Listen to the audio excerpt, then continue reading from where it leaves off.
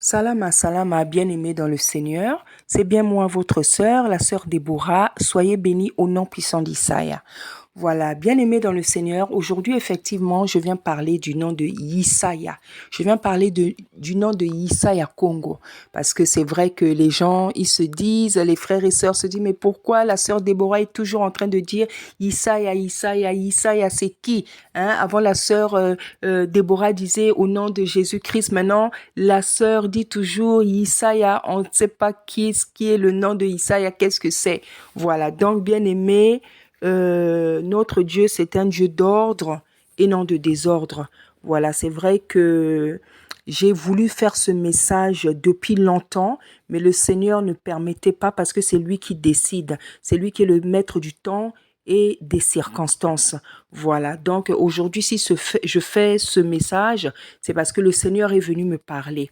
C'est vrai, bien aimé, en fait, le nom de Yesaya, j'ai découvert le nom de Yesaya en 2018.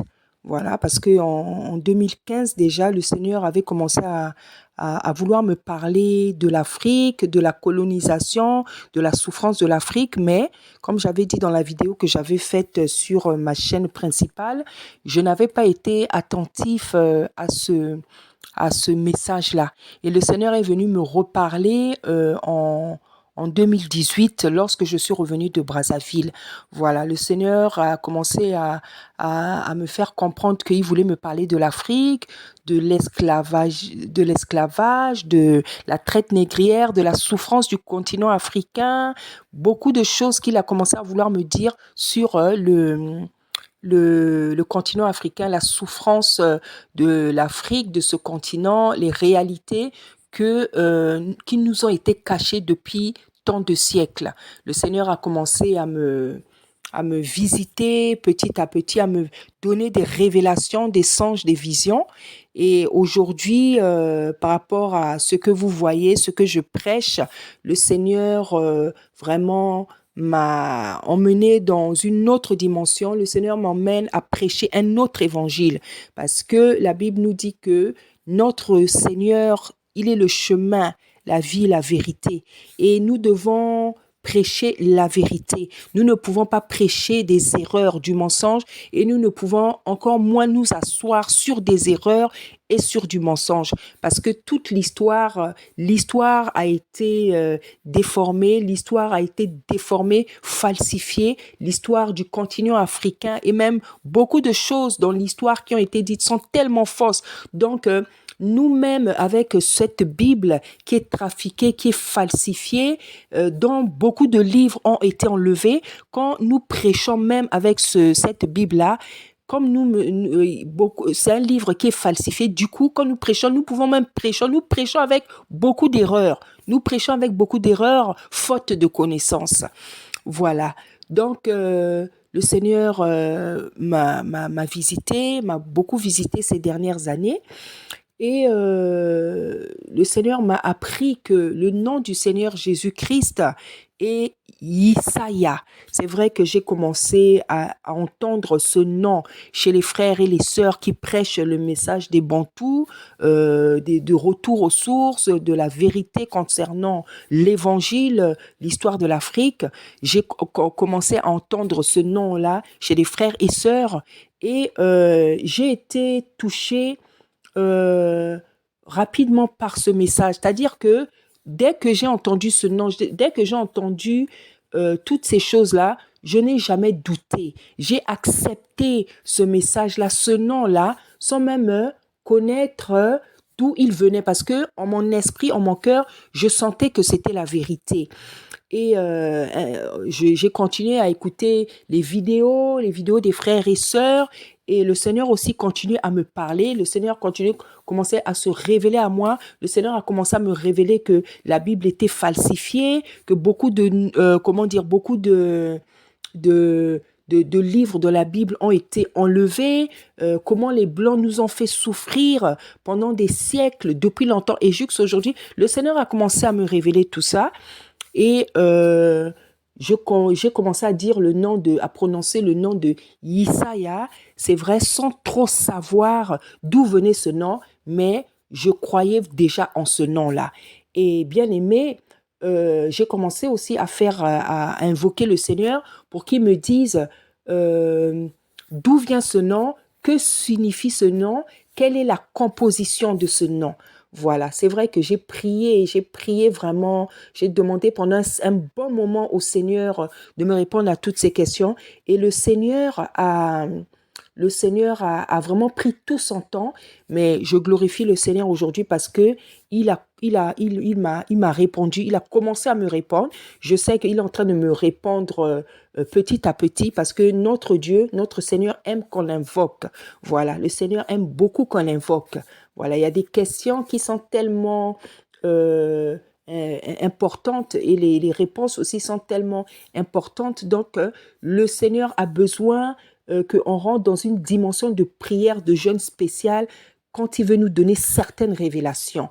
Voilà, donc c'est vrai que pendant longtemps, les gens disent, mais pourquoi maman Déborah dit toujours Issaïa, Issaïa, Issaïa, Issaïa, et quand on lui répond, on lui pose la question, elle ne répond pas, parce que justement, je n'avais pas assez d'éléments bien aimés pour vous donner des réponses. Et c'est vrai que le Seigneur est venu me parler, mais je sais qu'il doit encore continuer à à me parler. Voilà, c'est vrai que, comme je vous ai dit, j'ai demandé au Seigneur de me parler de ce nom, de me révéler ce nom, parce que je ne voulais pas tout simplement répéter Issaïa, Issaïa, sans savoir d'où vient ce nom, qu'est-ce que signifie ce nom, quelle est sa composition.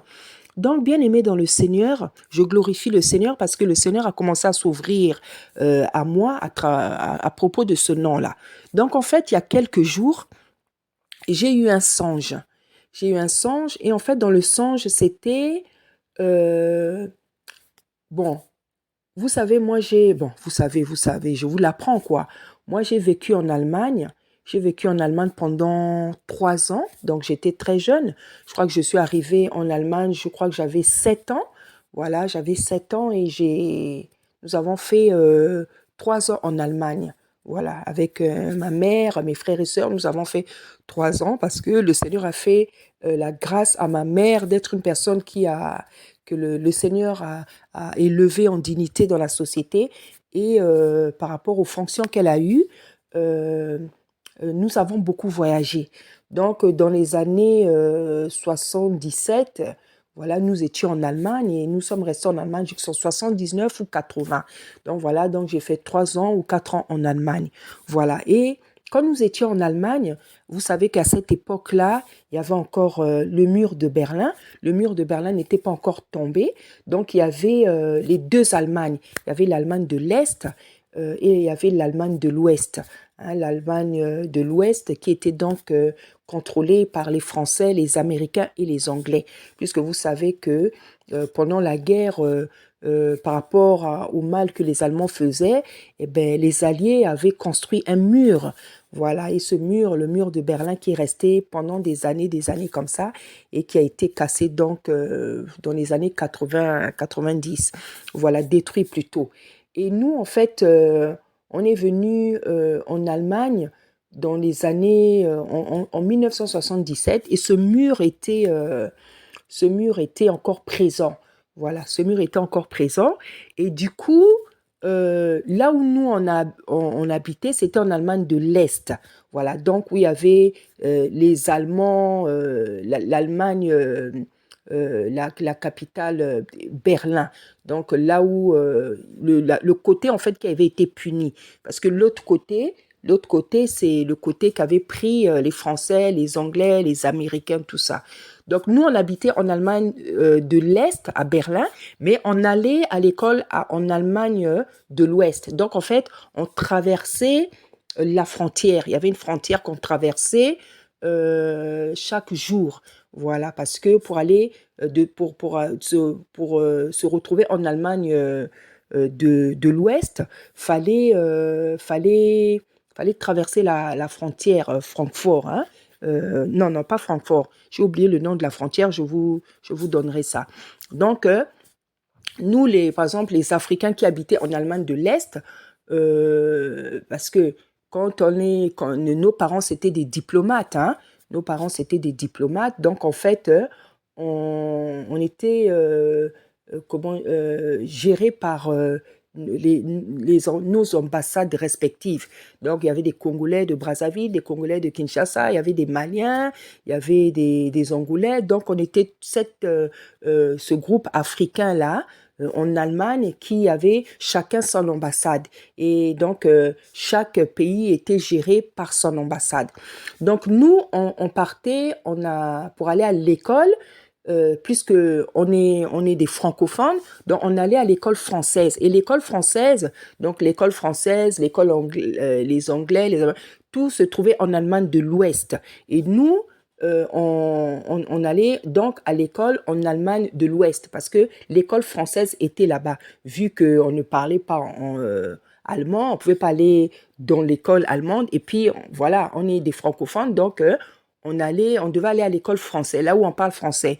Donc, cette école-là se trouvait en Allemagne de l'Ouest. Voilà. Donc, à cette époque-là, je crois que j'étais au CE1.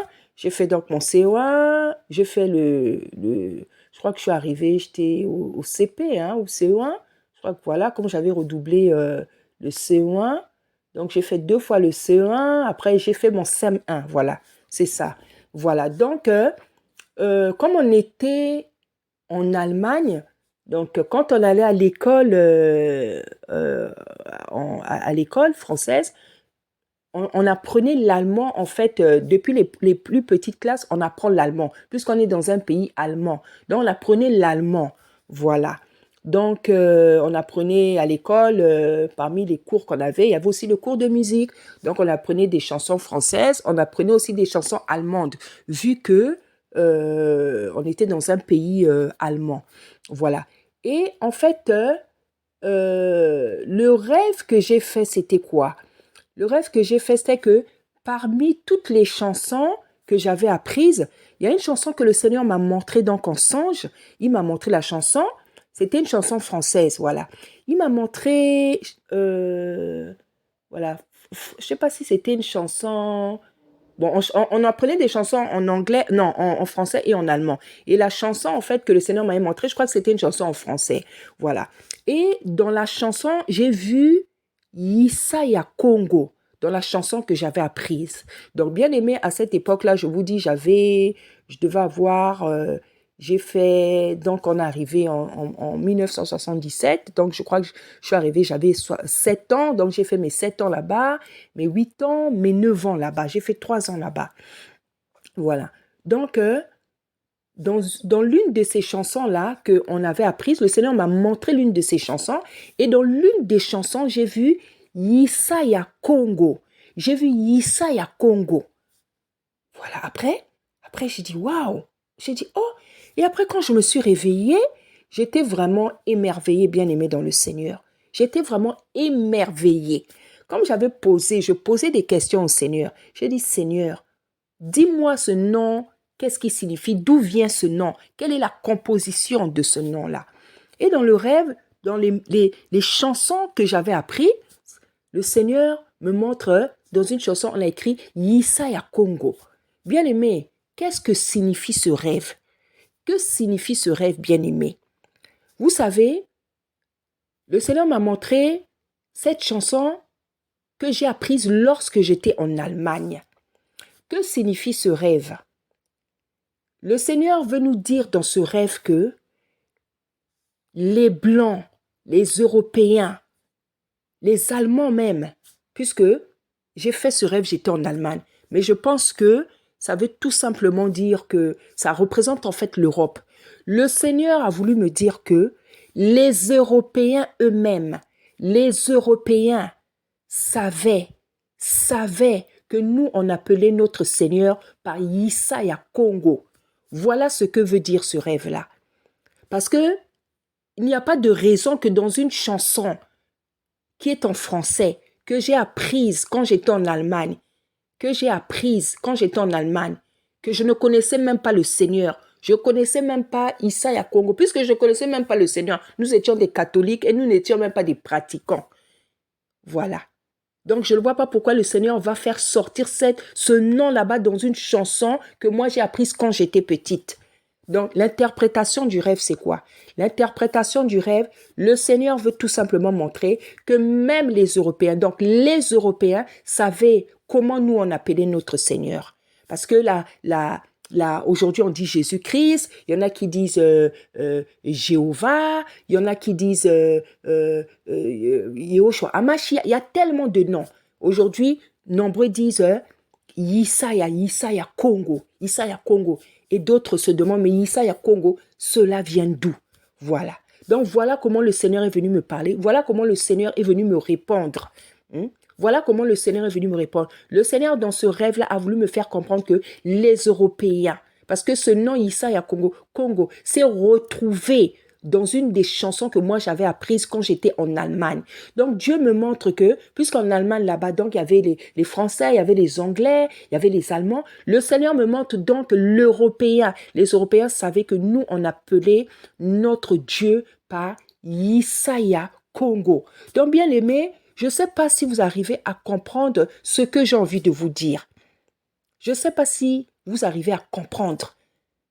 C'est le nom Yisaya Congo est allé sortir dans une chanson que moi j'avais apprise quand j'avais entre 7 et 9 ans. Le nom de Yisaya Congo va sortir dans une chanson là-bas que j'avais apprise quand j'avais ces âges-là et quand j'étais en Allemagne. Dites-moi, quel est le rapport? Où est le rapport?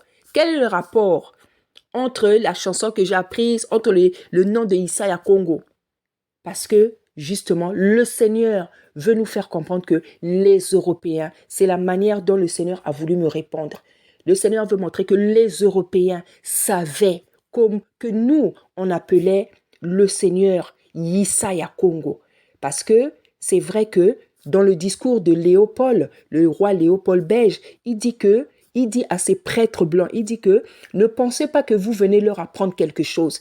Leurs ancêtres connaissent Dieu avant que nous en vienne ici. Donc ne vous dites pas que vous venez leur apprendre quelque chose.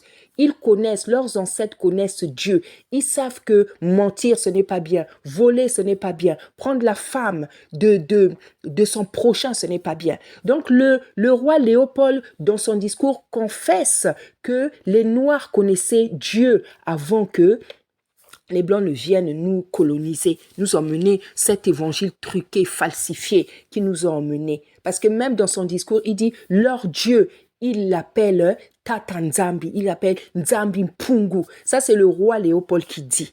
Donc le roi Léopold, toi qui n'as pas envie de prononcer le nom de Tata Nzambe, Tata Nzambi, Nzambi Mpungu Tulendo, toi qui trouves que ça te fait sale de prononcer ça, alors que le blanc même lui-même, le colonisateur, reconnaît que c'est comme ça que nos ancêtres appelaient le Dieu Tout-Puissant. Toi, tu veux pas dire parce que tu trouves que ça fait sale. Parce que tu es tellement comment dire, tu